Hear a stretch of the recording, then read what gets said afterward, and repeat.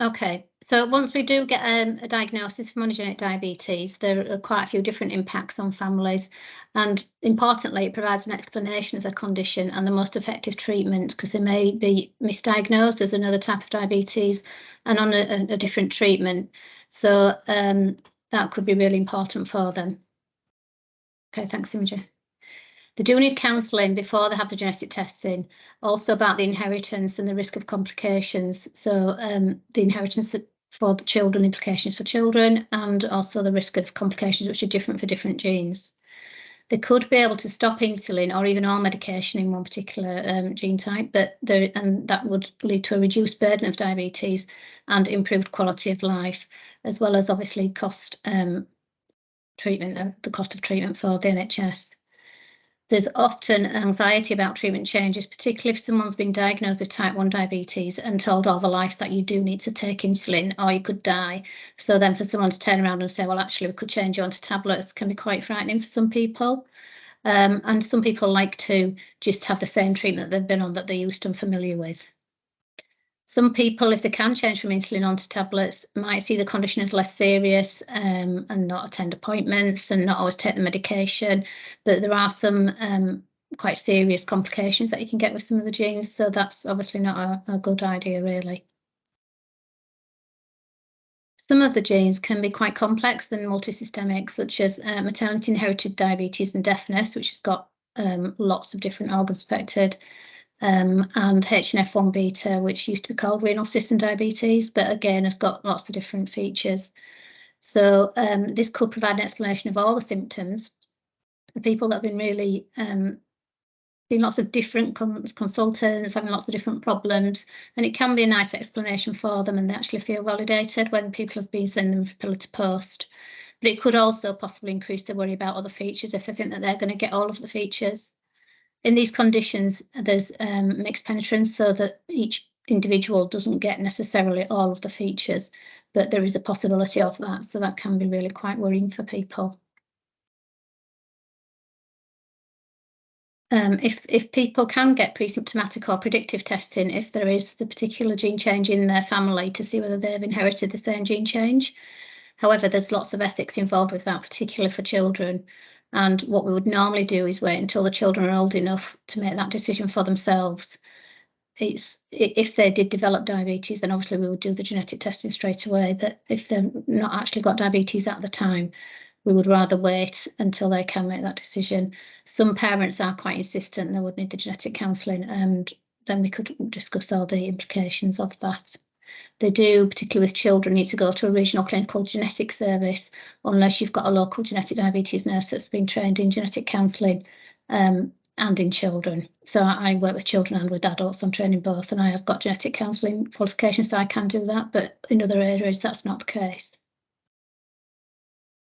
Okay, so they were the points I wanted to raise. I'm not sure, we were having some technical issues, whether Andrea's available as yet.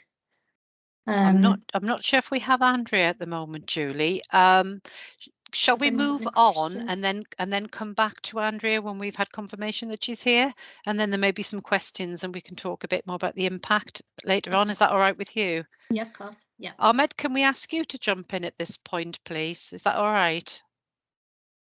Thank you. Yeah, I'm in. Thank you. Just trying to switch on the camera on.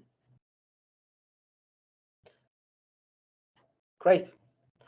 Thank you. So hello, everybody, and my pleasure to talk to you today about monogenic diabetes. My name is Ahmed El-Sharifi. I'm consultant diabetologist in South Tyneside Hospital.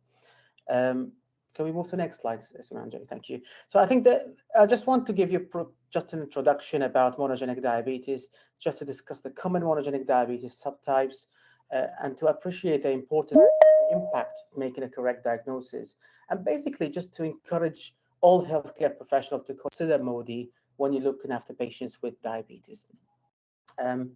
Next slide, please. Right, so, it is beyond type 1 and type 2. Type 1, type 2 can be sometimes easy, but, we have a lot of other types of diabetes. We have hybrid forms, we have hypoglycemia in pregnancy. We recently been seeing a lot of type 3C diabetes, which is a diabetes secondary to pancreatic disease. But monogenic diabetes remains one of those entities that if you pick it up, you may have some changes to the patient life and to the treatment as well. So it is something to consider beyond just a rule of type 1 and type 2. And most of monogenic diabetes patients will be labeled as type 1 or type 2 until somebody think about it and do some testing and assessment. Next slide, please.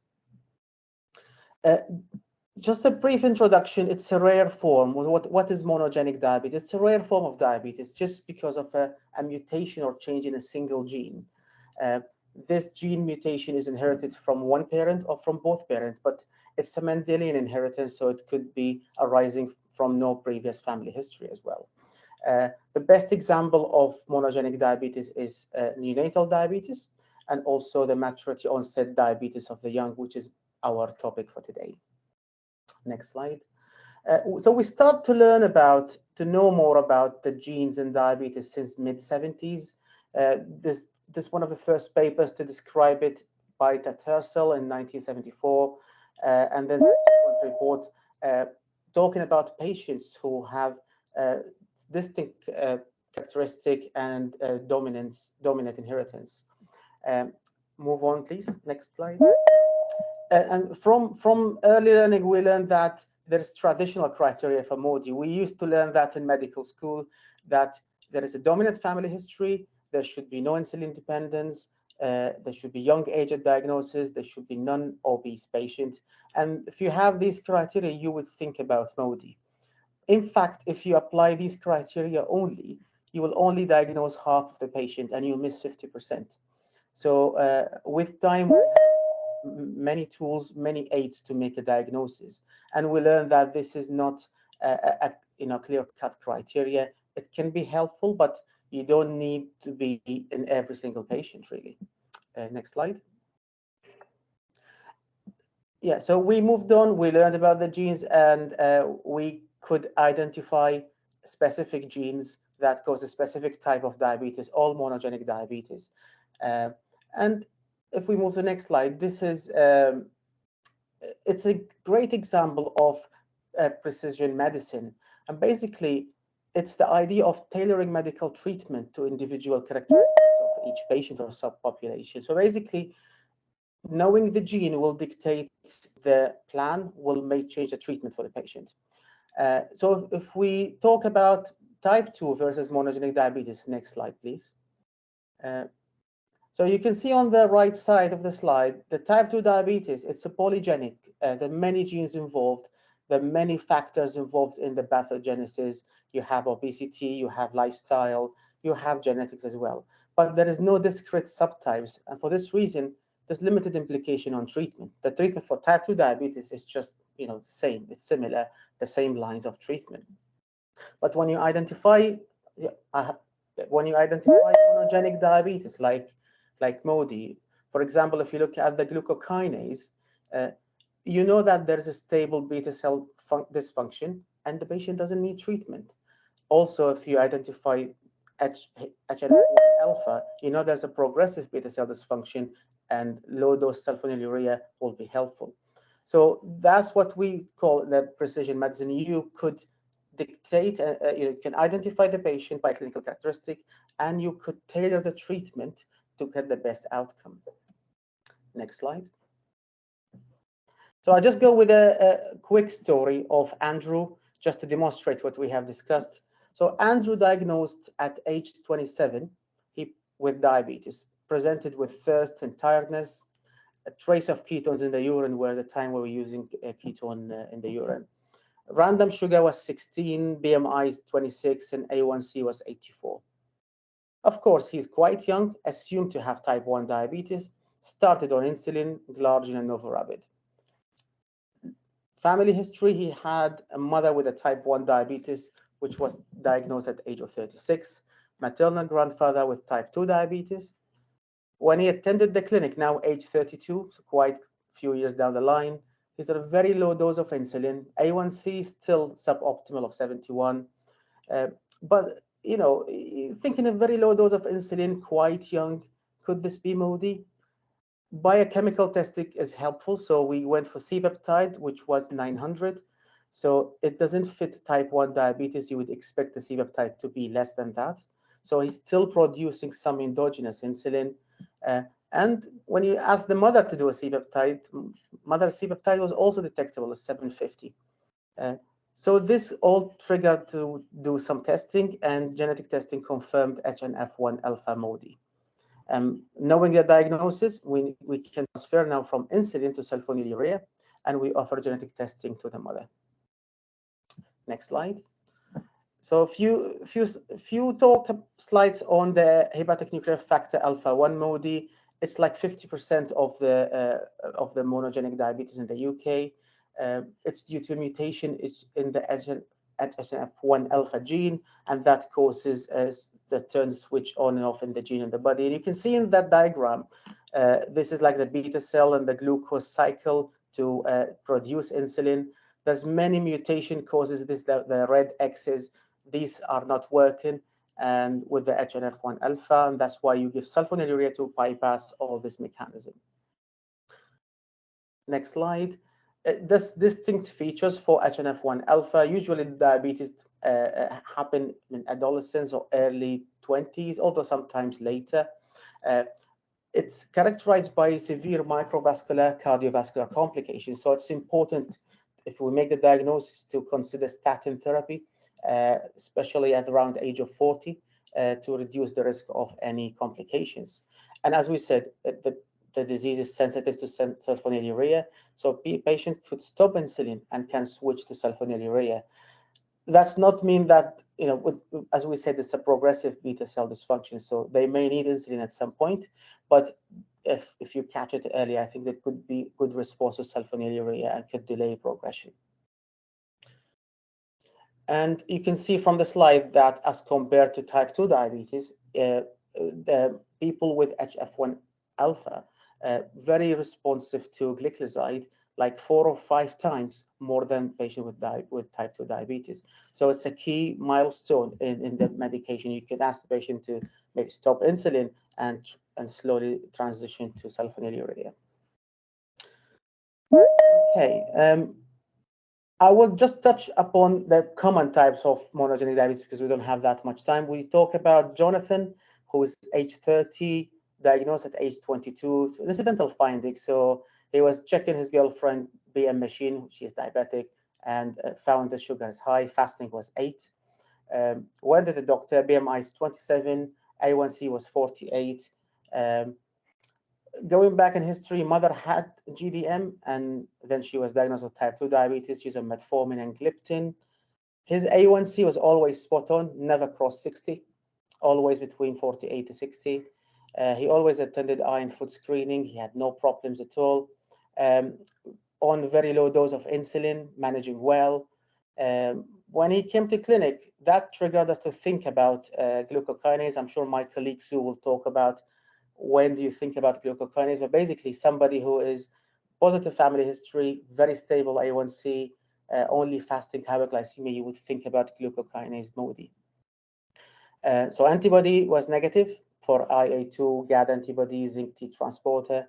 C-peptide still detectable. If it was type 1, you would expect it to be at least less than 200 or less than 400. So it's still detectable. We did the MODY calculator and did the genetic testing and confirmed glucokinase MODY. And basically that means you don't need validation. You just say, thank you very much. You don't have diabetes. Tell your insurance company that you don't have diabetes, and you can consider genetic testing for the mother. So glucokinase MODY is not diabetes. It's just a state of increased fasting sugar because of that mutation that reset the thermostat of the body for the sugar. So you just run at high blood sugar than the others, but there is no complication and actually no treatment is needed except in special circumstances. Next slide.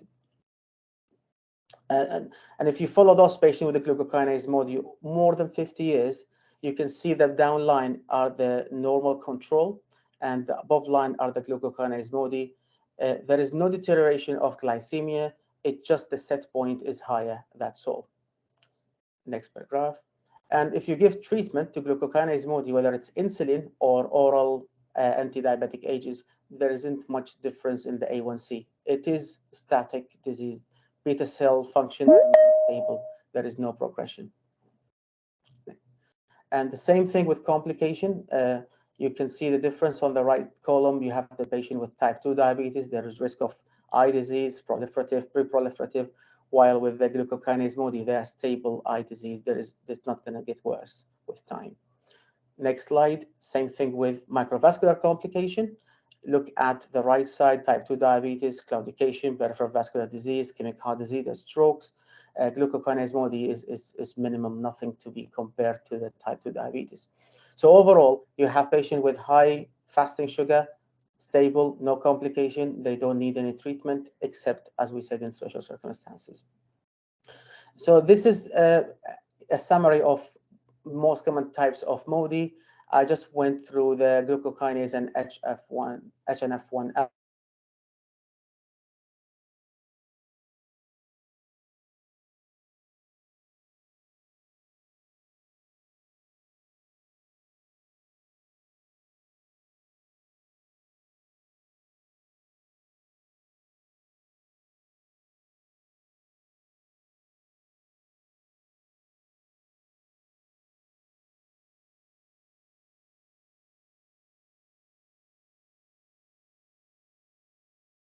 We appear to have a frozen screen. Can any of the presenters let us know if it's working for them? I'm back now. Oh, you're back. Yeah. Okay, sorry, technical issues, everybody. Please forgive us. Ahmed, you were halfway through that slide when it froze for me. I think it may have done for other people as well. Do you want to have another minute or so to just recap? Is that all right? Yeah, so I was just saying, this is the summary of most common genes with MODY. I just went through the MODY 2, MODY 3, which is the most common one, but there are other types of MODY. The key thing is just to try to think outside the box more than type 1 and type 2, and trying to assess whether this patient has MODY or not by looking at the clinical features. Next slide. So how prevalent is MODY? It's around 1 to 3% of patients in pediatric clinics in young adults, around 2.5 estimated prevalence. At least 80% of patients with MODY are misdiagnosed. So they've been living their lives as a type 1 or type 2 and go unrecognized because there's a lack of awareness about monogenic diabetes and MODY. This is from Exeter team. And you can see there's a regional variation about referral for genetic testing and actual testing, positive testing. So number of confirmed MODY cases, five-fold variation between UK areas. The more referrals, the more you can get positive results. So it is there. It just needs more testing to find out where are those patients. And the many reasons why we're missing MODY, awareness about the MODY, not that many healthcare professionals aware about MODY, and that's one of the aims we're trying to raise awareness. Even clinical training in diabetes, we don't, and medical school as well, we don't tend to focus on MODY and how to present, even with a diabetes training as well. And the other thing is diagnosis is not easy. There is no absolute cutoff A1C, there is no absolute age or BMI, though some aids are there to help, but it's not that easy to make the diagnosis unless you think outside the box. And also there's ethnic differences in prevalence. If you look at South Asian population, they tend to have a young onset type 2 diabetes, which is more prevalent, and that could mask how much MODY cases are there. So there are some challenges there, and that's why we're probably missing a lot of cases. Last slide. So in summary, diabetes is not like simple type 1 and type 2, especially in the young person. We need a correct diagnosis of a diabetes subtype because that could lead to a better patient care and could avoid unnecessary treatment. The key message is we should consider MODY. There are some tools out there, there are some resources, and it's important that you know when to go with information and where to suspect MODY and when to do a referral. Thank you very much. Thank you so much, Ahmed. That was absolutely fascinating. It was really interesting to hear about how genomics is helping to personalize medicine for people and to make sure they get the appropriate treatment. I think what we'll do, we're still having some technical issues getting Andrea, our patient representative here, to talk to us. So perhaps we can ask Dr. Sue T to join us at this stage and jump ahead of the plan. Is that all right, Sue? Yep, that's fine. That's lovely. Thank you. I'll hand straight over. I'll let you explain what you're going to talk about, if that's all right. Okay, perfect. So hopefully everyone can hear me fine. My name is Sue T. I'm one of the consultants in diabetes and endocrinology. I work at the QE Hospital, which is in the northeast of England. Thanks for inviting me to talk about this topic. I'm just going to expand a bit more about what my colleague Ahmed has talked about, which is how we actually find these patients who are sitting in the clinics or the GP surgery or out in the community, and what do we actually do to do testing from practical point of view. Next slide, please.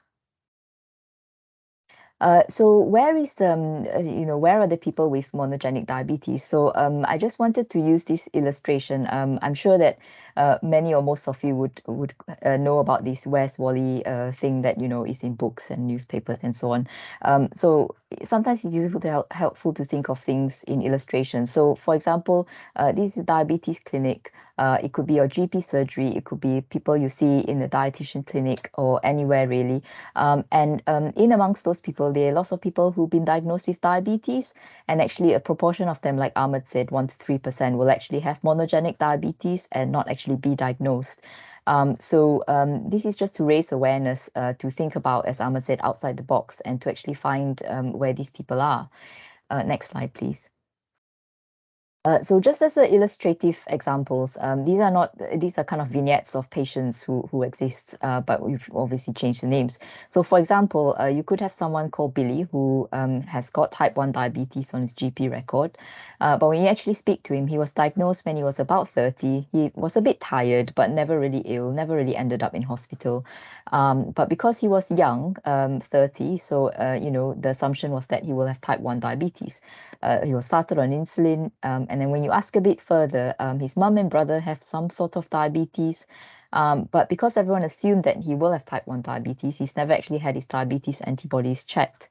And Ahmed has talked a bit about this blood test, which you can request even widespread from primary care. And then you come to a different kind of person. Let's call her Millie. So she's a lady with type 2 diabetes on a GP record. Again, she was diagnosed roughly about 30. She's always felt fine in herself.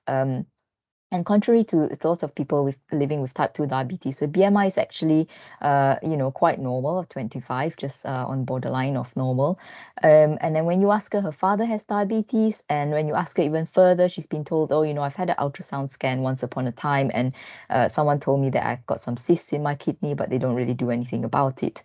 So then those kind of things should trigger to think about actually whether this is what it's being called on the can. So next slide, please. So I think to simplify things, because I like to keep things quite simple, we can ask ourselves 3 questions really when you're faced with someone living with diabetes or has a diabetes diagnosis. First question to ask is this definitely type 1 diabetes? And do you have actually evidence to say that, yes, I'm very confident this is type 1 diabetes? So Mark Strachan and his team did a study of all the type 1 people with type 1 diabetes in their clinic. They checked all the diabetes antibodies, and actually a big proportion of them had never had them checked. And when you actually check them, they are antibody negative. Now, this is not to say that if you don't have antibodies, then you don't have type 1 diabetes, because we know that a proportion of people with type 1 diabetes may be antibody negative. And also the fact that after living with many years of type 1 diabetes, the antibody levels tend to drop off. But regardless, it is something to consider, especially when you are faced with someone who's relatively recently been diagnosed. And the second test, which is useful, previous slide, is to check a C-peptide especially if they are more than 3 years post-diagnosis, as this will be the most helpful time. So if they have residual C-peptide more than 3 years after diagnosis, then this will raise a little bit of a flag to indicate that maybe actually this might not be type 1 diabetes. So if you've asked all the type 1 diabetes questions in your head, then the next thing you could sort of do is to look at the person in front of you and say, actually, does this person definitely have type 2 diabetes? So as we know, people with type 2 diabetes usually have raised BMI. They usually have some features of insulin resistance. They may have features of metabolic syndrome, so hypertension. Some of them have polycystic ovary syndrome, features like this. And if they don't have these characteristics, then you might want to ask yourself, actually, is this definitely type 2 diabetes? And then finally, if we don't think the person has type 1 or type 2 diabetes, then should we consider a diagnosis of monogenic diabetes? And if so, what type of monogenic diabetes might this be? So Ahmad's already talked about the few kind of different types of monogenic diabetes that we face in the clinic or in the GP surgery. Next slide, please. So I think Claire has got some slides about C-peptide, so I'll probably leave this one to Claire's talk. But if there's any questions at the end, we're very happy to answer more questions about C-peptide. But I think Claire is going to cover this in her talk. Next slide. So if we're trying to find Wally, there's a lot of little figures in the picture. So what can we use? We can use a magnifying glass to help us as a tool to help us identify and look a little bit closer. So analogous to that, the MODY calculator has been developed by the team at Exeter, who are the kind of national experts in monogenic diabetes. So this is freely available on Google. It's free to use, it's a clinical tool. And this just asks for a few simple details, so age, sex, current treatment, so on and so forth. And when you put in all the figures, it'll come up with a percentage of how likely this person is with these characteristics to have MODY. So if we go into the next slide, if you put some figures in, it will come up with a percentage, so a 1 in how many chance.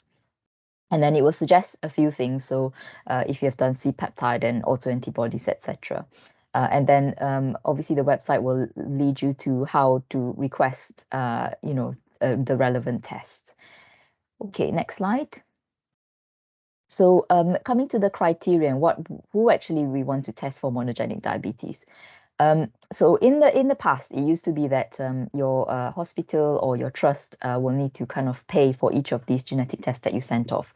But in recent times, this has all been centralized to NHS England. So as long as a patient meets the criteria for genetic testing as per the Genomics directory, then you can request a test and NHS England will be billed for the test. So you don't have to worry about justifying, as long as it's appropriate, the request to your manager or something like that.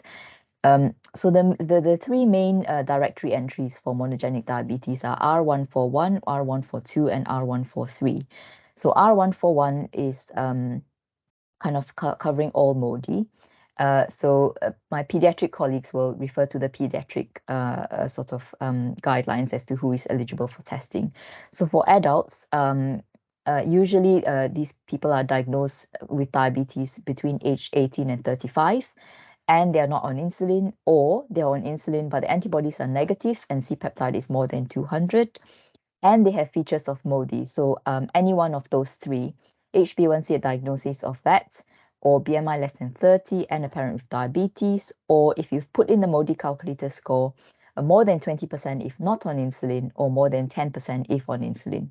So if you kind of go through, it's very clear cut, very easy to follow, and it's all listed on the links that we'll be putting in the chat box. These are the people that meet criteria for genetic testing. Next slide, please. So the other thing to say is there's a group of people who will have what we term syndromic diabetes. So these are people who have diabetes diagnosed young, and they have some features which will kind of trigger you to think about whether this is a sort of monogenic diabetes. So for example, in the example I used, it was cystic renal disease or some sort of anomaly of their kidneys. Bilateral sensory neural deafness will obviously trigger you to think about the MIDD, which is kind of maternal inherited deafness and diabetes, developmental delay, optic atrophy, and all these kind of features. So that will go under R141 as well. Next slide, please. So coming to the GCK, which is glucokinase, the criteria for these people are fasting glucose if they're less than 35 and if they have stable fasting hyperglycemia.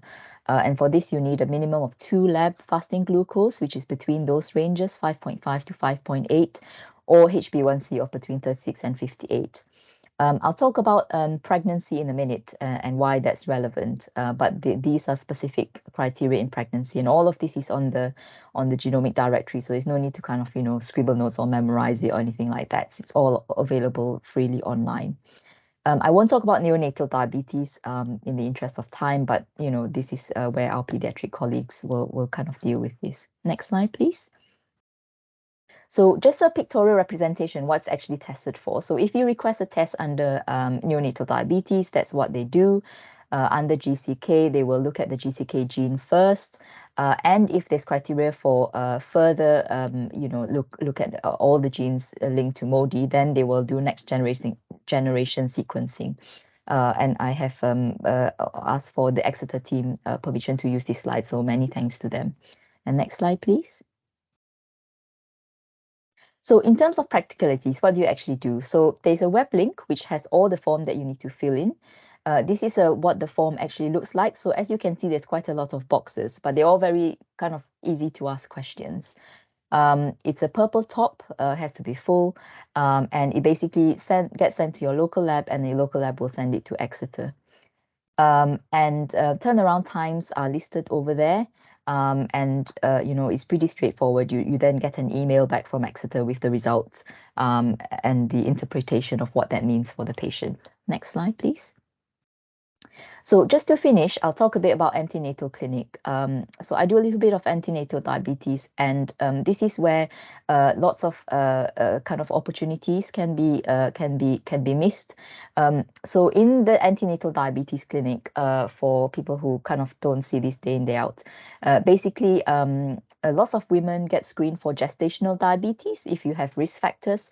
And that's probably one of the only times where you kind of asked to test your fasting glucose every day to see whether you have gestational diabetes.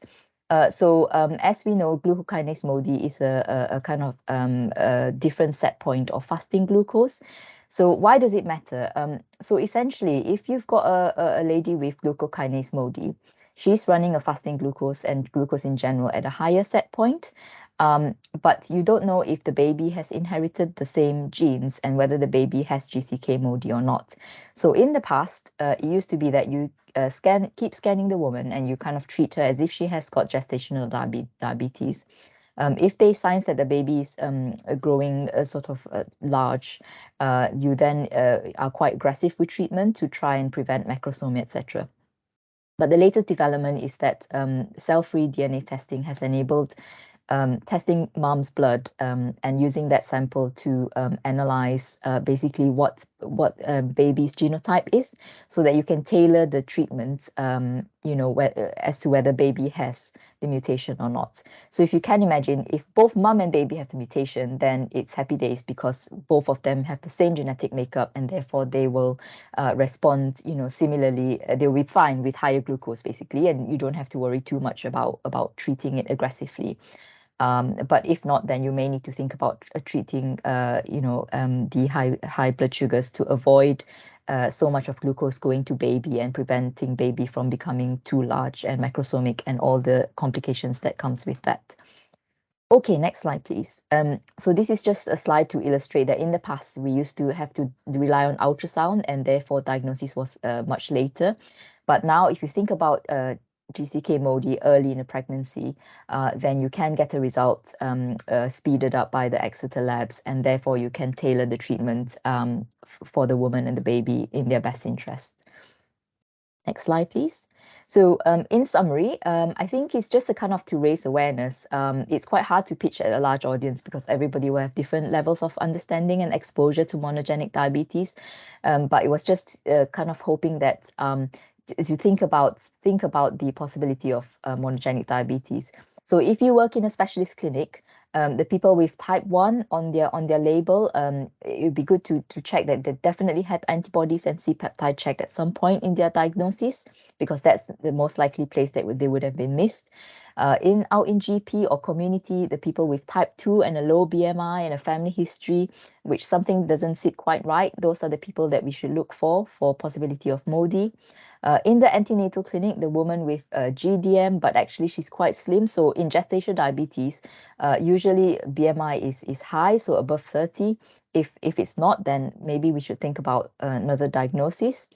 And other people are people with diabetes plus features.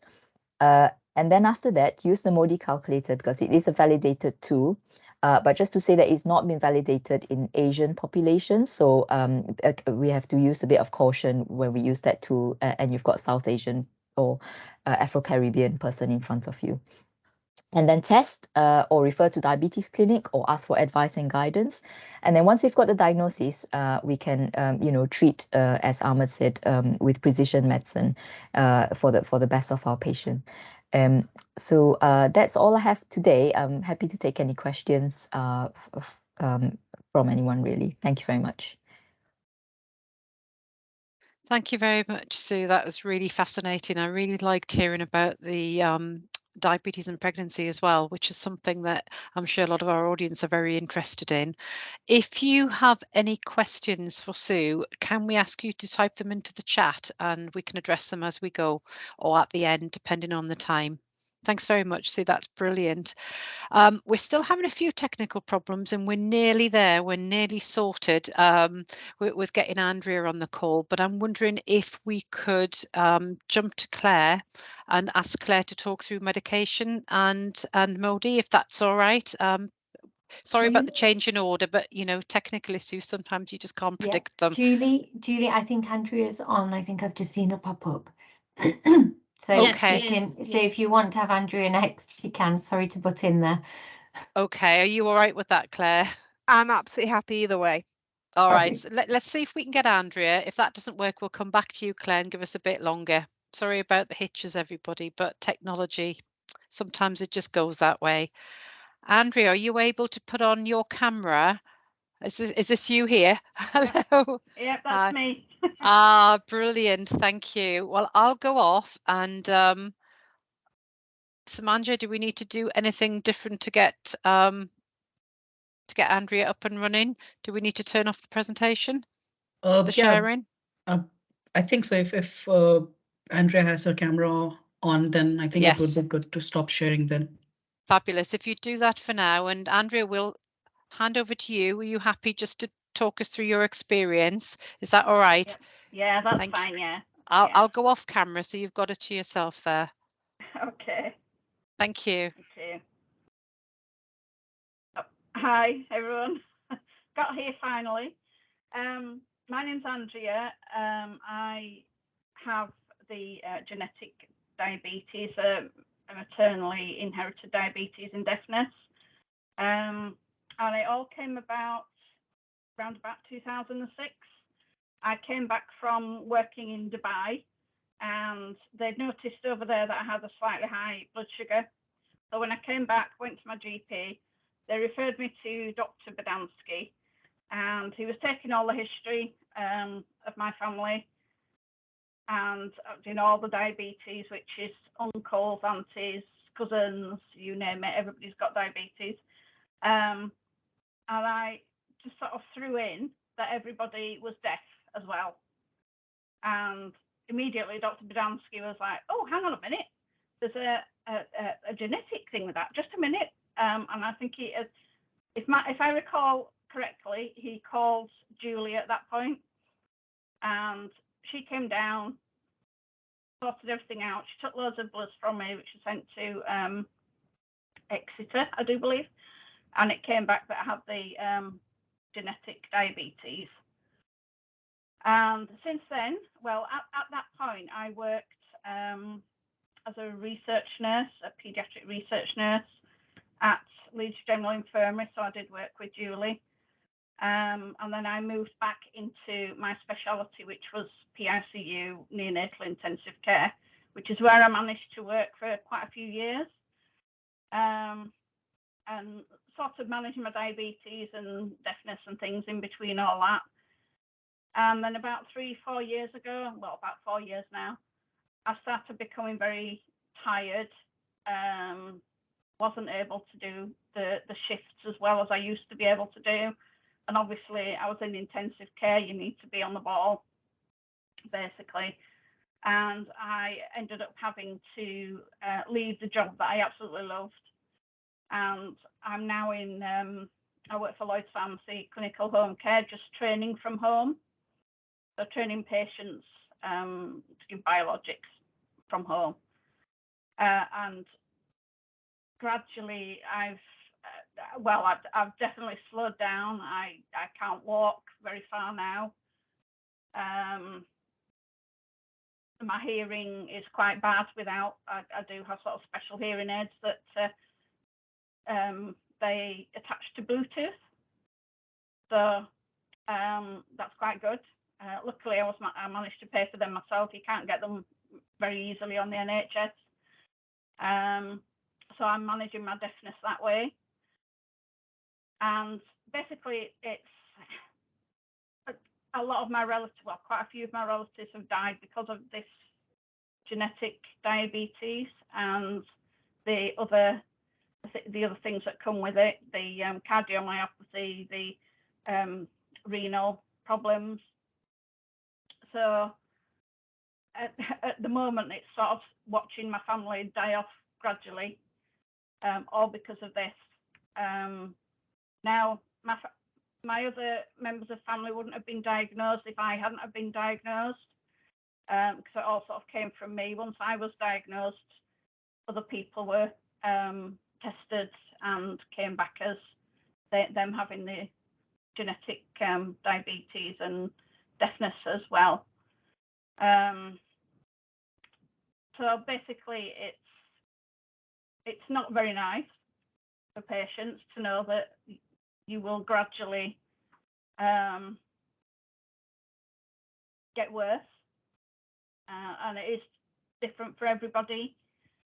But seeing quite a lot of your family, die off gradually is not very nice at all. And also, like I say, big impact on my life with my job. I was doing a job that I absolutely loved and would have stayed there until I retired. Whenever that is, they keep moving the goalpost, don't they? But whenever that will be, I would have stayed in that job. But because of this, I'm not able to. So I've had to. I'm still in nursing, but slightly different way of working to accommodate. Okay. So. Hi, Andrea. Can I just ask a question? Thanks very much for sharing your experience. But it's really complicated as your condition, obviously, and there's some not very nice features, as you've mentioned. Do you think it helped by getting an actual diagnosis? Yeah, because we've been able to deal with the symptoms as they come up rather than, so because it's been, at the moment I'm just been referred to renal at Halifax. Now, if I didn't have sort of this genetic problem, I think it would have taken them longer to sort of think of that there's a renal problem. And again, the gut problems as well, probably wouldn't have bothered about that at all. But because it's the MODY, they got me seen very quickly in both cases. Like I said, the gut health and the renal. So I think people wouldn't have put it together, would they? They wouldn't have necessarily thought of that. No, and you go to our genetic service in Leeds for your general care, but diabetes care, but you go to the specialist mitochondrial service in Newcastle, don't you, once a year as well, for the whole team input? Yeah. They're excellent up in Newcastle. Absolutely fantastic. They look at you sort of top to toe, really. You have neurological tests every time you go. I've had brain scans. They look at your eyes, everything. It's a full MOT really every time I go. And they are, they're quite quick to pick things up and go to see GP or obviously Dr. Badansky if there are any problems. yeah, so being diagnosed was a huge thing, really, for my whole family, you know, because they're being treated properly for what they should be treated for, instead of, oh well, maybe it's this, maybe it's that, you know. No, it's definitely because of this. Yeah. So yeah, early diagnosis and you know, being diagnosed is the best thing we could do for our family, I think. Thanks, Andrea. Yeah. Thanks so much, Andrea, for sharing that. Clearly, your health problems are having a massive impact on your life, and I know it's not easy, and it's difficult to talk in this sort of forum as well when you can't see the audience. So we really appreciate that. I think from what you're saying that you had maybe a sense of relief for getting a diagnosis, which is something I've come across before when I work with people with inherited conditions. Do you think that's true? Yeah, I mean, you know, I started going deaf when I was mid-20s, I think, if I remember rightly, and it was sort of like, well, why?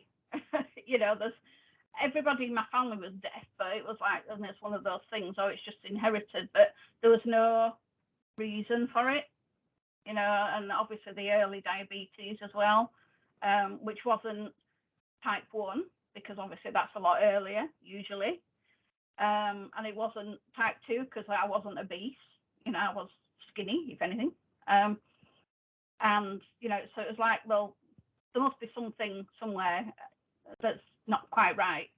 But yeah, you know, like I say, until we were diagnosed, it was I think we would still be flailing around trying to find things if you know, obviously hadn't have picked up on the diabetes. But yeah, it was on the genetics, sorry.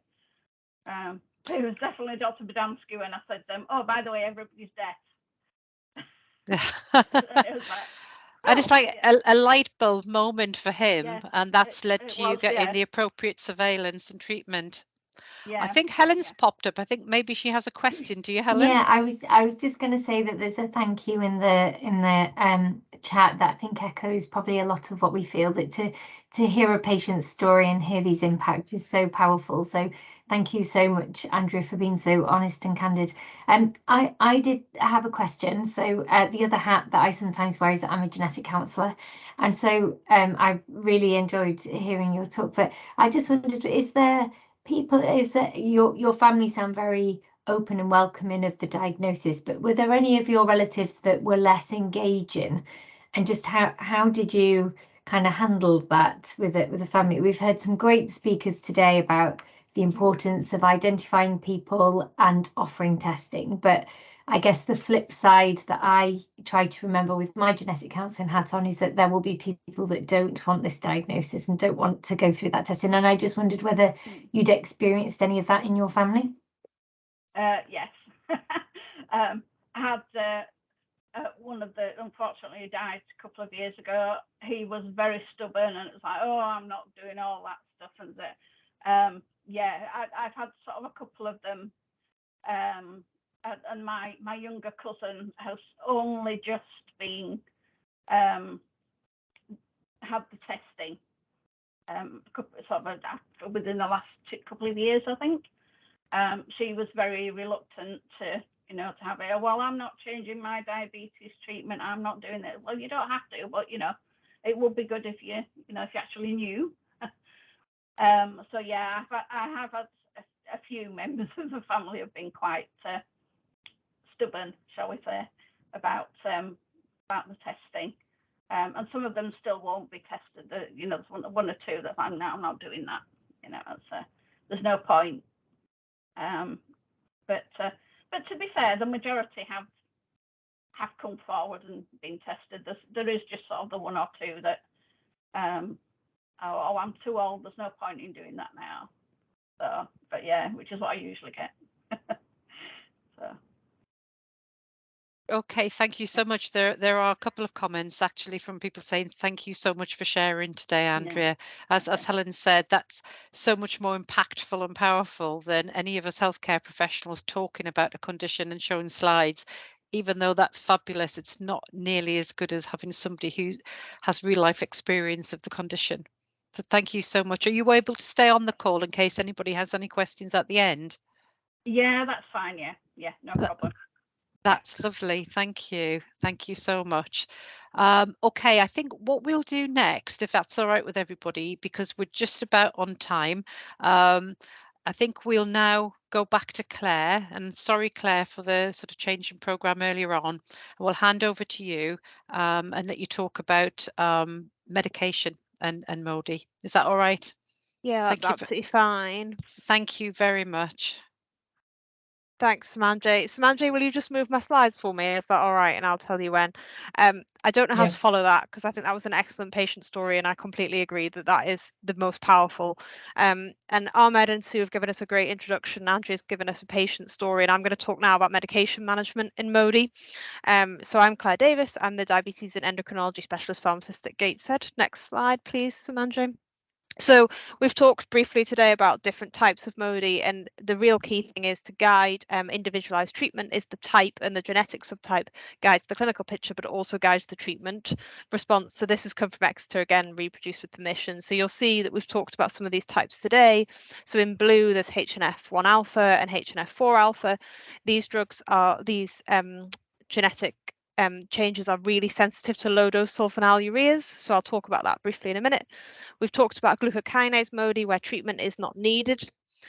There's also HNF1 beta MODY, where insulin is needed, and a couple of other types which are a bit too rare for us to discuss today. But what you'll notice is that the type of MODY guides what treatment we use, and also in some cases treatment is not needed at all, which is why it can have such an impact on patients if we get the right diagnosis, because then we can use the right medication in the right patient. Next slide, please, Samanjay. So I'm just going to touch on sulfonylureas and insulin today, taking it back to basic principles of what these drugs are, and then also a bit of application in terms of MODY. So sulfonylureas, or SUs, they increase your glucagon secretion, they decrease,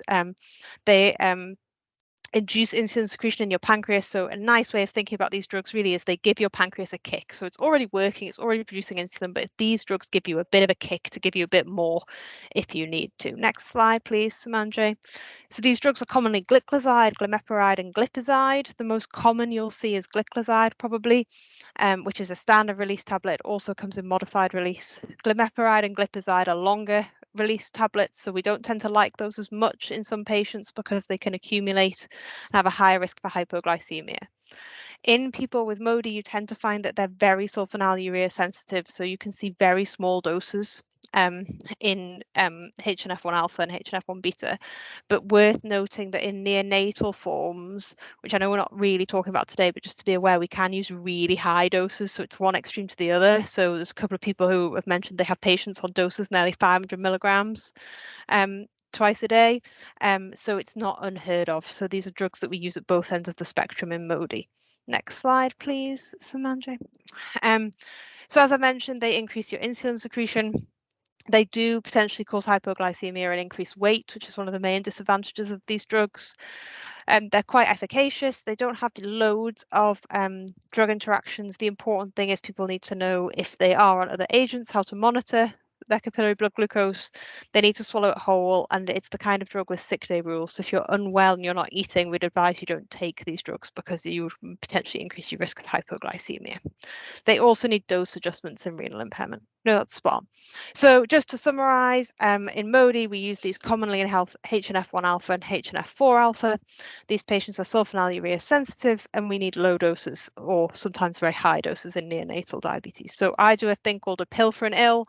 So just be aware if you see somebody on a sulfonylurea, but they're not on metformin, think, do they have MODY? It might not be type 2, for example. It might not be type 1 for that extra insulin secretion. Next slide, please.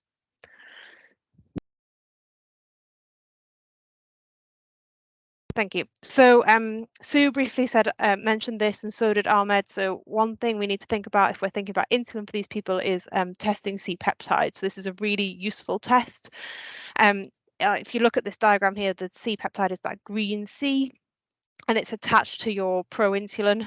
And when your insulin is produced, it's cleaved, so it's split in half, and it's secreted in equal quantities with any insulin your body produces. Now, the key thing here is it's not present in synthetic insulin. So if you test it in somebody who's getting insulin synthetically, you're not going to get a result from that synthetic insulin. The result you're getting is from their natural body. So in people with type 1 diabetes, you're C-peptide negative within 5 years because you've had autoimmune destruction, which is why post 5 years or pre 5 years are the key words we look for. I think Sue said 3 years. So that's why we care about the time of diagnosis that you take the test. Whereas in type 2 diabetes and in MODY, that C-peptide persists because you haven't had that beta cell destruction and you are still generating some level of insulin yourself. So it's a really, really good test for us to give a diagnosis, or at least more definitive diagnosis, or guide our diagnosis pathway for if we want to take extra blood tests. You can check this in blood, but the best thing we find is you can test it in urine. The urine sample doesn't have to be at a particular time of the day, and it's really stable as well. So we only run it at the lab actually here in Gateshead twice a week. The urine will last, it will be stable. It's a really stable test and really easy to run as well, and easy to interpret. Next slide, please. This is probably going to say what I've just said.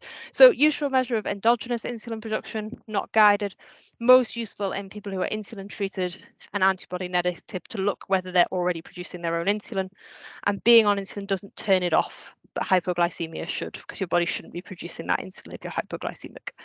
Most useful 3 to 5 years after diagnosis, and you should really have a blood glucose of above 5, because if you are hypoglycemic when we test you, you may have switched off some of that C-peptide. As we say, stable, practical and easy to run it in your urine, and it will tell you what that person's pancreas is doing in terms of insulin production, which will guide whether or not you need insulin. So just to recap, the mechanism of action of insulin. So insulin on here is that little triangle, it's the key, and that key opens that glucose channel for glucose to enter the cell and for you to use that glucose as uptake for fuel or anything else your body needs. Next slide, please, Samandre. So where does insulin come in into MODY? Well, as we all probably know, there are multiple types of insulin available, and the type that we choose really depends on the person and on their capillary blood glucose readings. We are guided very similarly to how we are guided in normal or other, not normal, but other types of diabetes, so type 1 or type 2. But remember, the correct diagnosis may mean insulin is not needed at all, and it could be stopped, which is life-changing for patients if they've been on insulin their entire lives, and we discover actually you have a genetic form of diabetes that doesn't respond to insulin. This is not needed, then we can stop it. Be aware there's an impact on life of insulin. So Andrea spoke very eloquently of the impact of her disease on her life. There's also an impact of what medications you start. So be aware if you are if a patient is on insulin, you have an impact on them, their driving ability, their need to test, their need to inform the DVLA, their insurance, and the same goes for holidays as well. Things like the fact you need to put that on your insurance, you need to transport your insulin. So people who get a correct diagnosis and stop insulin is life-changing potentially. That also does create barriers that people feel, as I think one of somebody mentioned earlier, Julie or Helen, that when people have genetic counselling or the concern about, well, I've been on this my entire life and you're about to stop this drug, which is quite scary potentially for patients as well. Next slide, please. And finally, really quickly, I'm just going to talk about the flozins. So this is empagliflozin, dapagliflozin, canagliflozin, ertagliflozin. These are really the hot kids on the block drug-wise in diabetes medicines at the moment, the sodium glucose transport 2 inhibitors. They work on the kidney. They reduce your renal glucose reabsorption and encourage you to excrete glucose through your kidneys and through your urine. Next slide, please, Samandre. So in someone with type 2 diabetes on the left-hand side, you can see you have excess glucose coming into that kidney. And you can see on the right-hand side, when we inhibit that SGLT2 channel, how that glucose excretion has changed and how you're excreting more glucose into your urine, you're reabsorbing less to encourage you to excrete it to get your blood glucose levels down. Next slide. So they work on your kidney. They have a relatively low risk of hypoglycemia. They also help reduce weight and reduce blood pressure. And they also have benefits on reducing heart failure, 3-point MACE, and chronic kidney disease, when I get my words out, depending on the agent. And also DKA. And they do rely on a good EGFR for them to work, for you to get good enough clearance. Am I still there? Next slide, please, Samandre. Has he died for me as well as everybody else? Yes, you're still there. I'm still there. Still hear you and see you. Thank you. Have I lost my slides? I've lost my slides, I think. I can carry on because I know what the last slide said. So the last slide really says, are these flow zones potentially the future? They help with micro and macrovascular complications, which, as we've heard today, you still have potentially in MODY. And in HNF1 alpha MODY, there's a low renal threshold for glucose. So just be aware these drugs in HNF1 alpha MODY can cause marked osmotic symptoms and glucosuria.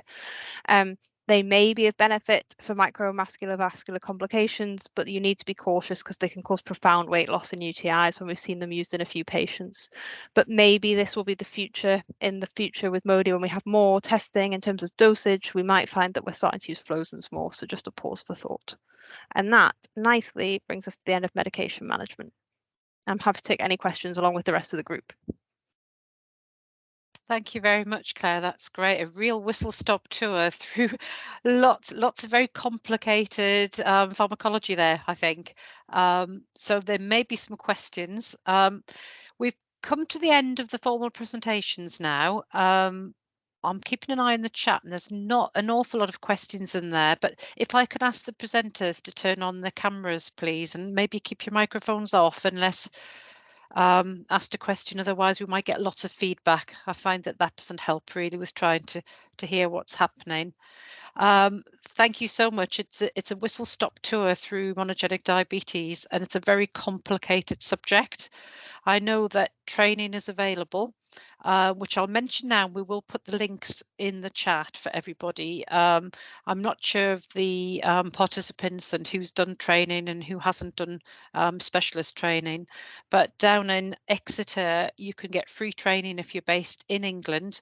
It's a 2-day online specialist course for people who are working at this sort of level, looking after diagnosing and looking after people with potential monogenic diabetes and other forms of diabetes problems, presumably. And I believe they also do some self-directed online modules where you can sign up and you don't need to do the full course, but you can learn about monogenic diabetes to the level that you feel comfortable with. So we will put that into the chat. Does anybody have any questions for any of the presenters? Can I just say, Julia, I think the please. NHSE funding for that free course is coming to an end shortly because it was part of a project. So the course will still be available, but it's not going to be free much longer. Yes, I think there was a little bit of discussion, wasn't there, going on around that. The last thing I saw was that if you lived in England, you might still be able to get it if you get in quickly, but it hasn't been confirmed. If you live in Scotland, Wales or Ireland, I'm afraid, or elsewhere, then I think there's a small nominal cost to help them with organising the training. But we're just waiting for further details. But again, that's updated on the Exeter website. And I haven't got the link in because it hasn't allowed me to share it, but I will put it into the chat at the end. Okay. I was just going to add to that, Julie, the Exeter website is excellent for anybody who's not sure when you should test, what time you test, what test to take, how to interpret that result when it comes back, such as C-peptide that I spoke about briefly, what type of diabetes you're looking at and what criteria to look at. It's really user-friendly and broken down in quite nice non-specialist steps. So I would really recommend it. I can see lots of nods on the screen, so I don't think I'm the only person.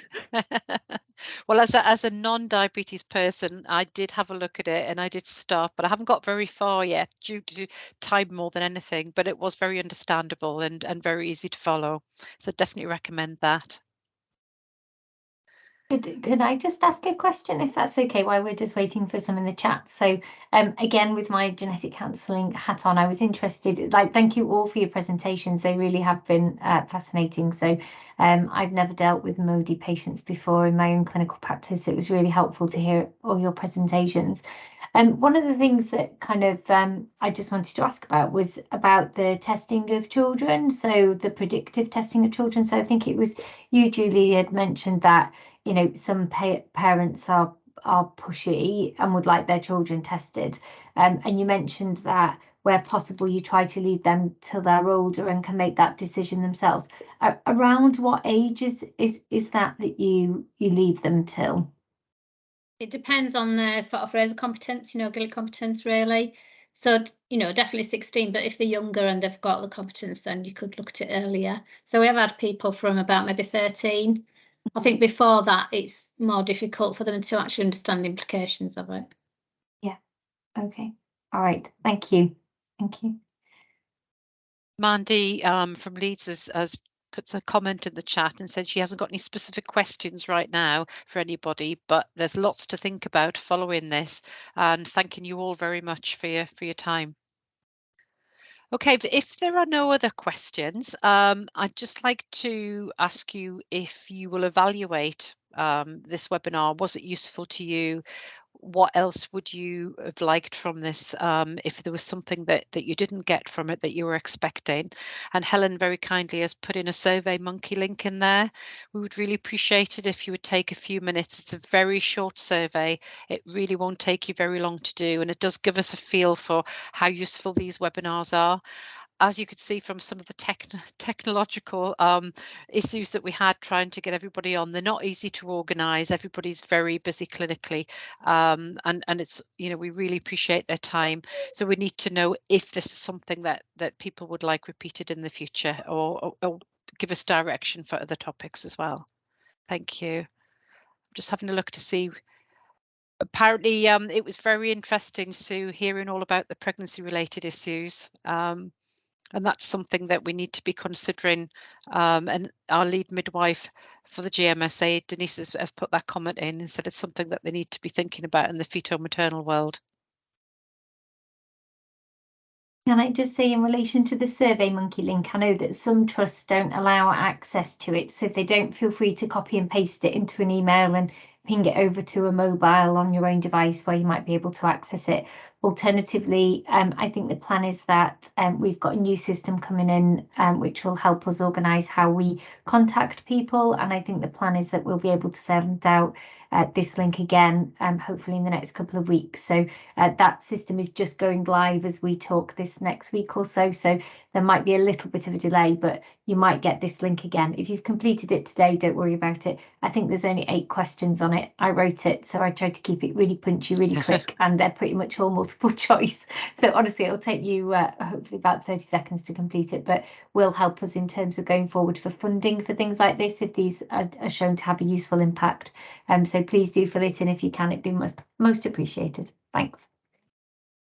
Thank you very much. And if anybody has any burning questions that pop up after you've had time to reflect, because I know it's always difficult to ask them on the spot when you're live, please do get in touch with us through this chat, which I think I'm right, Helen, in saying will be available afterwards. Is that right? They should be able to access it. I'm not sure. Samanje will probably be able to answer that better than I, maybe. Yes, I think it goes through the GMSA website. Is that right, Samanje? Yeah. The chat will be available as a whole. I won't close this meeting. Okay, lovely. Thank you. And if there's anything, I'd be happy to forward them on to our presenters individually and come back with an answer for you, if that's all right with our presenters. I'm volunteering you there. Is that all right? Okay, I think we're a little ahead of time. We caught up and everybody knew we were short of time, so sort of galloped through everything. Really well done for keeping to time. These things normally go over.